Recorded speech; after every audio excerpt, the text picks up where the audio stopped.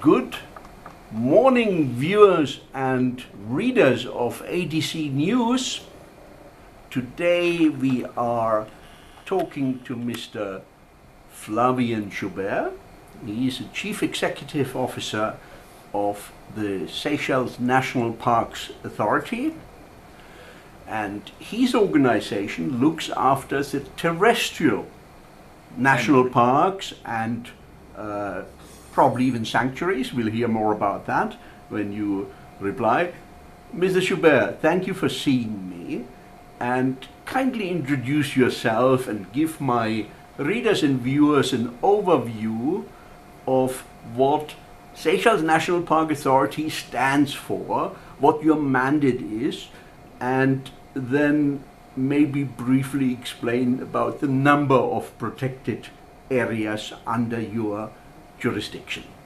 Well, good morning. Thank you for the opportunity to talk a little bit about what we do. My name is Flavien Joubert. I've been with the National Parks now for the past 2 years. The National Park Authority is an agency under the Ministry of Environment, and our mandate is basically to oversee the management of 9 parks, marine and terrestrial. So we have that is now combined, Marine National Park, because it used to be a separate organization, so that is now merged. It's all merged together, and we have 9 parks under our responsibility. But just to clarify, there are other protected areas in the country. Some are being managed by independent groups, by NGOs, and also government designated agencies in the case of Mahe and Aldabra. Yeah. So basically what we do is we have people on the ground who are doing conservation work. We have people on the ground who are doing enforcement and patrols and just making sure that nothing goes wrong in those parks. Rangers on the water, we have rangers in the hills. And we also have several programs that we're doing for conservation of certain species, some iconic species like the verve, for example, on La Digue, which is a very important one. We are making some efforts to actually increase the population and the range of that particular bird. And we have other work that we are doing, for example, on corals in the marine environment. So it's a mixture of managing the park, intervening on a day-to-day basis to ensure there's no poaching and there's no destruction, and also carrying out some specific conservation work for certain key species. I recently read actually that Seychelles was successful to eradicate invasive species, non-native birds and others. Is that part of your brief? Is that part of what you work for, what you implement in terms of policy decisions? Yeah, invasive species is a big challenge for the country, both plants and animals. I think it's one of those things that happened during our history. We've had imports of different plants with good intentions. We've had imports of different animals, sometimes with good and bad intentions, but sometimes inadvertently.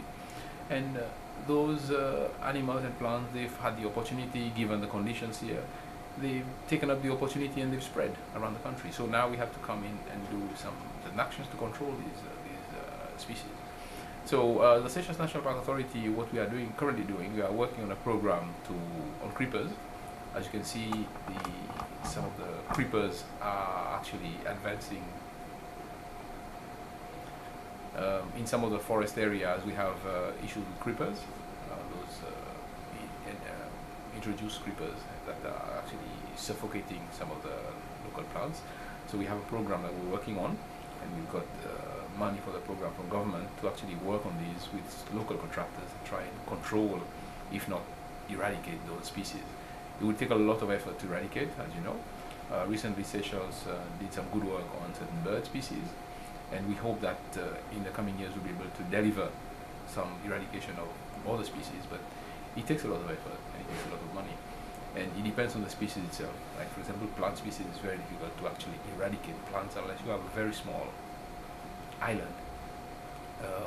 The other option that's available is to actually contain it, or to bring in another species, which might cause you other issues. So you might bring in one species to control one other species, and then you end up with another problem. So this is one option that is almost like a last resort option. So basically the option that we trying to undertake now is to control as much as possible and just prevent excessive extension of the range of those species. You talked about funding, I'm sure. You know, funding is a challenge for every government department. Are you able to tap into facilities like the Global Environmental Fund for co-funding, for grants? Yes, I think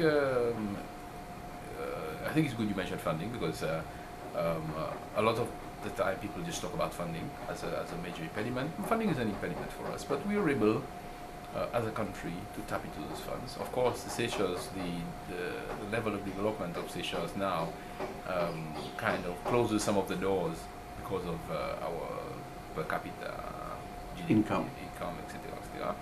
It causes some issues sometimes when we try to access those funds, but we are still able to access a certain level of funding that would enable us to get our programs to move forward.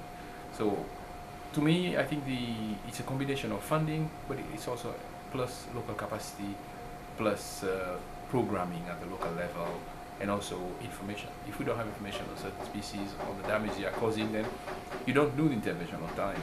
And if you don't do the intervention on time, you end up with a bigger problem. So it's a combination of different things. We cannot just complain about funding all the time.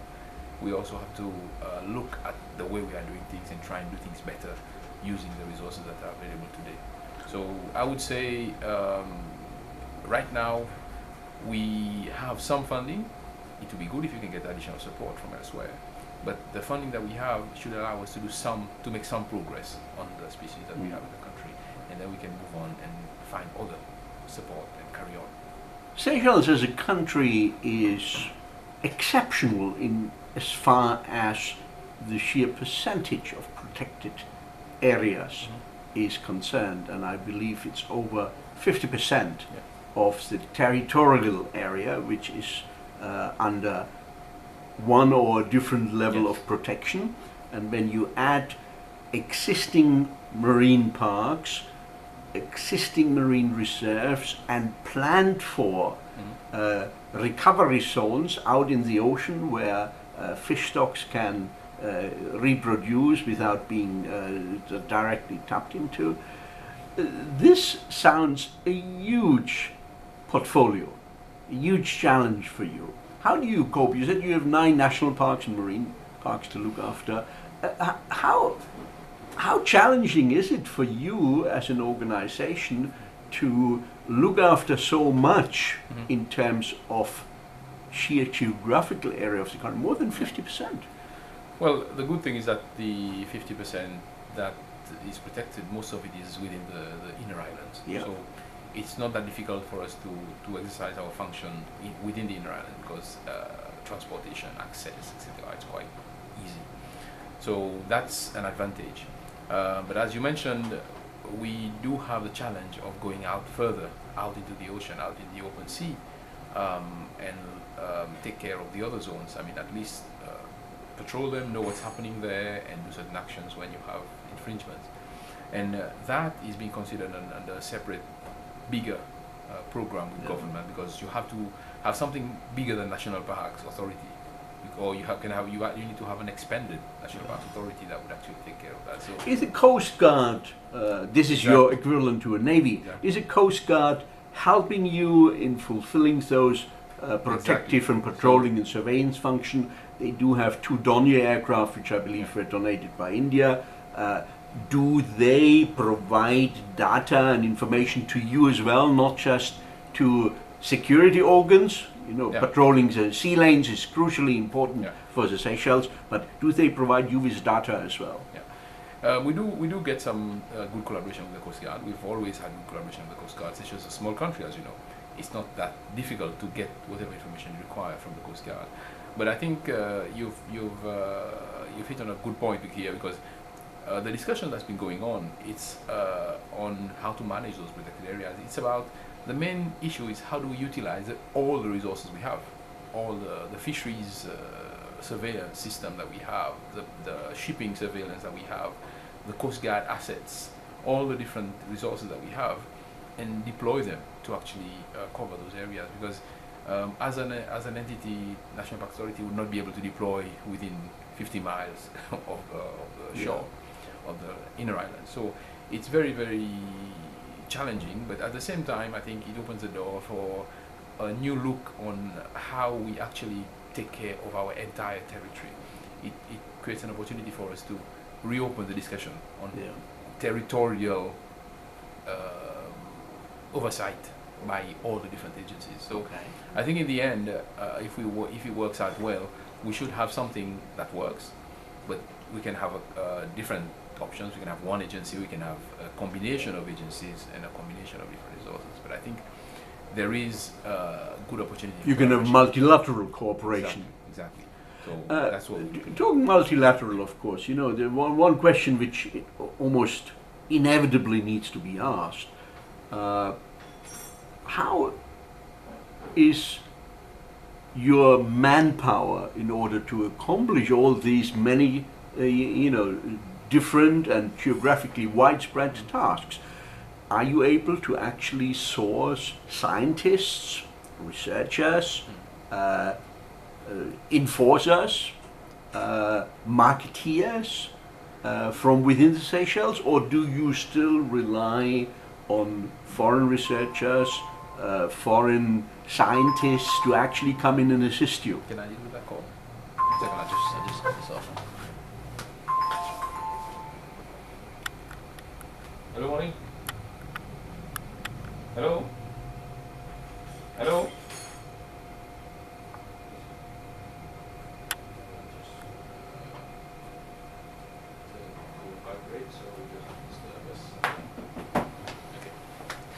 Okay, so if I go back, you were asking about researchers and capacity. Okay, right now, the work that we are doing within the inner islands and the parks that we are managing, we do have sufficient local manpower capacity to do these things. Of course, we could do with some more. Everybody always wants more staff, but we have to try and adapt and implement programs according to what we have. When it comes to researchers and support for some of the other activities that we need to do, the approach is to not just rely on internal capacity, because you can never satisfy your scientific needs just using internal staff. So what we do is we have a lot of collaborative work. We do a lot of collaborative work with different groups, with different projects, different entities inside and outside of Seychelles. And this is one of our key emphasis when it comes to programming of the work of SNPA. We put a lot of emphasis on creating new partnerships. So partnership is one of the key things that we do.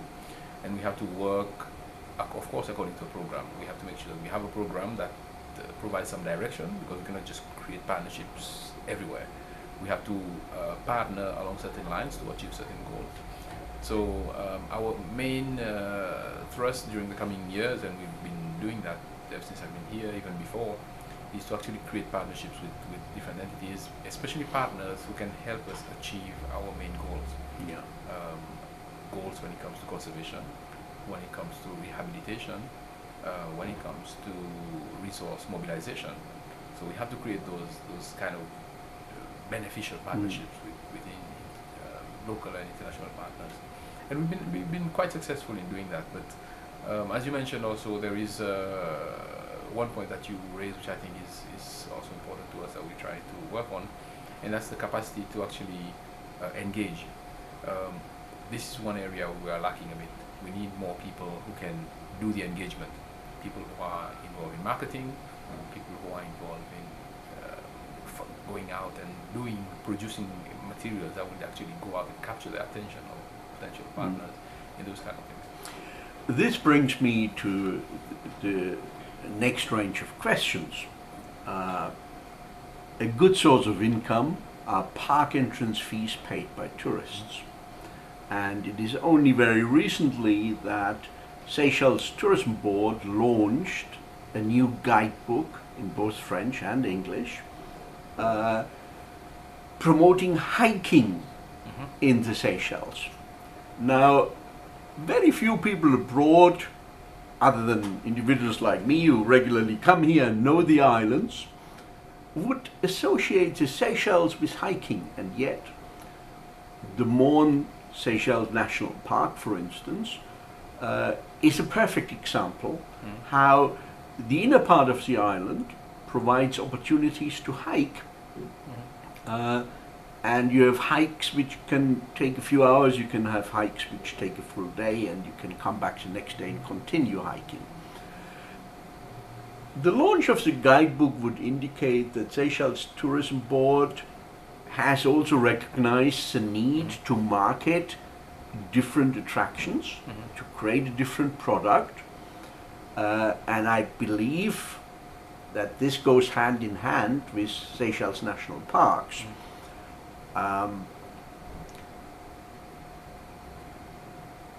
Describe to me the level of marked path and hiking routes through that particular national park, maybe through others. I know there are routes as well on Praslin, there are hikes on La Digue as well. In fact, in February this year I wrote about the 10 most popular hikes in the Seychelles. It was a very well received article, and a lot of readers came back and said, wow, we never knew. How is your cooperation with the Seychelles Tourism Boards toward that end, and how do you hope this activity will take root to generate income through park entrance fees for you? When it comes to parks, I think the cooperation with Seychelles Tourism Board has been very good recently. We've had some very good discussions on the needs. We've had to do some serious stock taking and some serious assessment of where we are, because we also have to agree on the standard where we should pitch ourselves. You know, and Tourism Board has guided us a bit on where they think we should what sort of standard we should aim for. For example, in terms of basic facilities, in terms of information, and all those things. So, and we also have a small consultative group where you have Tourism Board represented on that group. We have hotels and tourism partners on that group, and this group is part of the effort that we've been making in terms of trying to enhance the quality of what we present, especially with regards to terrestrial part information, the safety standards, the facilities and everything. So we have started on a program, I mean, alongside that book that's been published by the Seychelles Tourism Board, we have started on a program of firstly increasing the information that we present. We have just completed our corporate image preparation, so we have reviewed everything has to do with the logos, the wording, the lettering, the writing, information, etc. And we hope that we'll be able to roll out, I would say, about 60 plus boards, information boards, in around December this year. So we are actually renewing the information that we have on the trail, just to make sure that as the guide picks up, the people who come to the trails, they actually get something that's what, I mean, according to expectation when they read the guide. We cannot continue with those really small and sometimes substandard information boards. So on the other side, we are looking at other things that's been recommended by tourism, and we've been working with them on that. For example, some basic facilities. In many locations, we need things like toilets, simple things, shelters, toilets, all those basic things that is necessary to allow people to have a nice, safe walk. And in other locations, what we're doing also is to look at safety aspects of walking on trails. You do have search and rescue, I think. We have just introduced, we have search and rescue nationally. We have just introduced a helpline, and that's something that's been released now. And we would like people to start using that helpline, so that whenever there is an issue, because we've had so many issues with tourists out in the field, getting lost, getting dark, and all those things. And we've also releasing a system of numbering along the trail, so that somebody can actually know where they are. Because it's very difficult now for somebody to tell you where they are, even if they know they are in Seychelles, they are on Mahe, for example. The sun is setting, they don't know where they are. Most have smartphones with GPS settings, so it would be possible to actually track them when they have a signal. Yeah. So we should be able to know exactly where people are, and they should tell you where they are, so we can do faster, more efficient rescue. We also have some work that we're doing on our website. We are now uploading all the old brochures, because the brochures were there they've been there for a long time, but the information is quite outdated on there, and we have to come out with new brochures. And we also in the process of working with the same person who developed an app for tourism for the STB. Yes. We're trying to work on a similar kind of app for the trails, so that you have a seamless connection between what tourism has put out and what we are going to utilize on the trail. So we are working with that same person to develop an app for the trails, so that nowadays, people don't like walking around with bits of paper. So somebody can just use a smartphone and get on the trail and get the information. Right. So we are trying many things alongside what's being done by Tourism Board, and the collaboration is very good. Now, when it comes to increasing the revenue, we see the terrestrial parks as having a huge potential, but we have never in the past tried to charge entrance fees onto those trails. Like from Wenstown, one of the favorite spots of mine on the island of Mahe, you can enter into the national park, and there is a hike actually from there, and you would go along if you dare to do it on your own. But even if you take a qualified guide, and I believe there are qualified hiking guides for that purpose, but there has never been anyone asking, maybe because I'm carrying my press badge all the time when I'm here on invitation, but I have not even heard that people are asked to collect. So would you require gate structures? Would you require arrangements to be made through qualified and licensed guides, who would then in turn serve as a revenue collector when they charge their fees, and part of it would go to Seychelles National Park Authority? How do you propose to do that? Because the potential is undoubtedly there. We have looked at different trails, and there are a few of them that are quite popular, and where you can have an easy gate, for example. I mean, you can have easy control of access. Like at Wenstown, for instance. Wenstown, Copolia Trail, Asmacho, those places like that. We have looked at those ones, and we are in discussion with government on how to implement it, because this is part of the program that we are working on. We're looking at revenue generation, and also introducing new sources of revenue, diversifying the revenue base of SNPA, because right now the majority of our revenue is on marine park entrance fees. But we have to diversify. We have to pick up revenue in different terrestrial areas. parks as well. Terrestrial parks have to pick up revenue. We have to pick up revenue in different locations and different parks. So we are looking at the different options, but as you know, Seychelles, one of the main difficulties is compared to other countries, the Mont Seychelles National Park is on public and private land mixed together. So it creates a bit of a problem there when it comes to putting up gates and blocking access and paying and all that. So there are some things that have to be resolved at the policy level, at the government level first, and then we can go into charging fees. But this is an item that has been considered as part of the larger program, and we will come up with some decisions quite soon. I would say in the coming 2 years or so.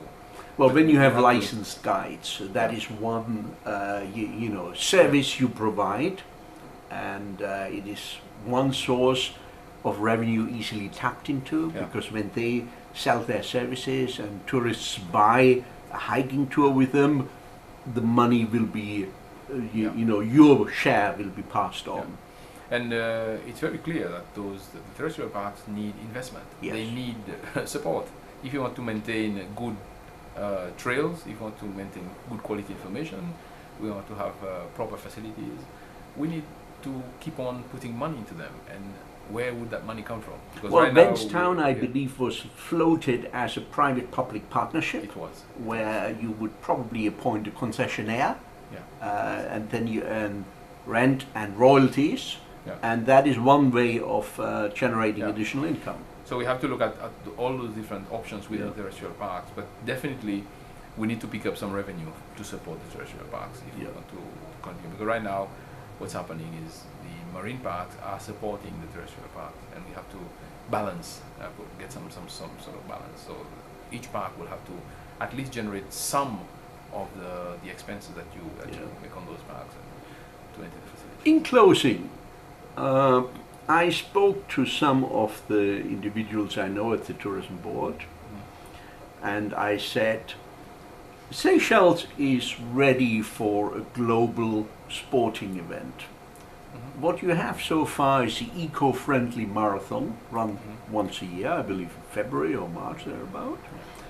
But when I see what's happening on the island of Reunion, they are part of a global challenge series of, cross-country running, Megavaloche, and the Diagonal of Fools, what they call it, where you have 3 days of running across the island with elevation differences ranging to 10,000 meters.